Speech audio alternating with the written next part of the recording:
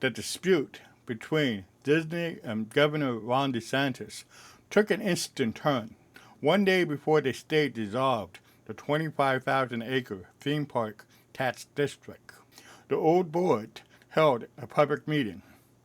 They passed an agreement to transfer all powers from the Reedy Creek Improvement District to Disney. The newly appointed board by the governor was powerless to do anything when they met for the first time. The agreement had this legal language. This declaration shall continue in effect until 21 years after the death of the last survivor of the descendants of King Charles III, King of England, living as of the date of this declaration. Why was King Charles III referenced in an American legal document?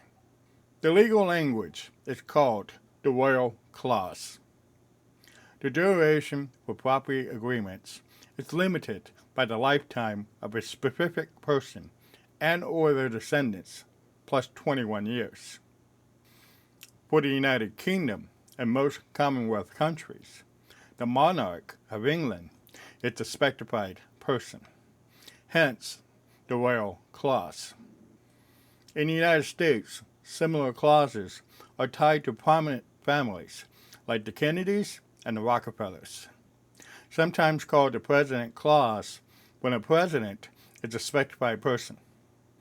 The usage of the Royal Clause is still valid in the U.S.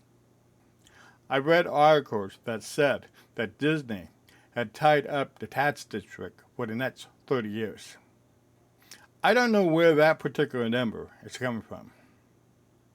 Maybe King Charles will kick the bucket in 9 years.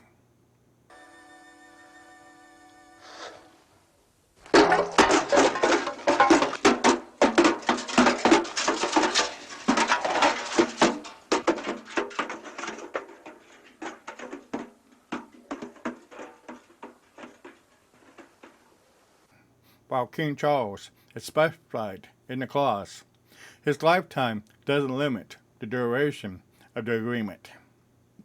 It's the lifetime of his descendants. Who are the descendants of King Charles at the time of the agreement in February 2023? Prince William, Prince Harry, and their 5 children. The youngest, Princess Lilibet, is only 1 year old. If Princess Lilibet is like her great-grandmother, Queen Elizabeth, or great-great-grandmother, Queen Mum, she could live to be 100 years old.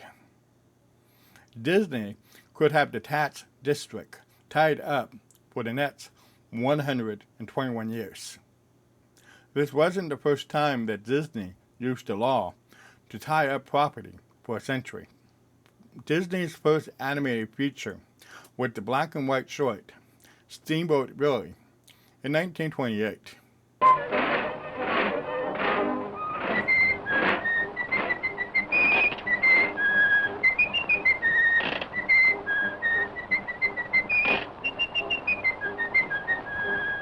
Under the 1909 revision of U.S. copyright law, copyright protection was 56 years after publication. The short should have gone into the public domain in 1984, but that didn't happen. Disney lobbied Congress to extend the copyright law in 1976. Copyright protection for corporate owners became 75 years after publication. The short should have gone into the public domain in 2003, but that didn't happen either. Disney lobbied Congress to extend the copyright law again in 1998. Congress passed what many people called the Mickey Mouse Protection Act. Copyright protection for corporate owners is now 95 years after original publication, or 120 years from creation. The short should finally enter the public domain in 1924. Disney, however, owned trademarks that never expire. The name Mickey Mouse and the character's colorful costume are trademarked. Creators will have to walk a fine line between what is in the public domain and Disney's trademarks. For most creators, reusing Steamboat Willie won't be worth the trouble. What happens next between Disney and Florida? The new board will have their attorneys look at unraveling the agreement in a lawsuit against the old board. From what I read about the royal clause, they're so out of luck. Governor DeSantis ordered a criminal investigation into the old board for self-dealing and collusion.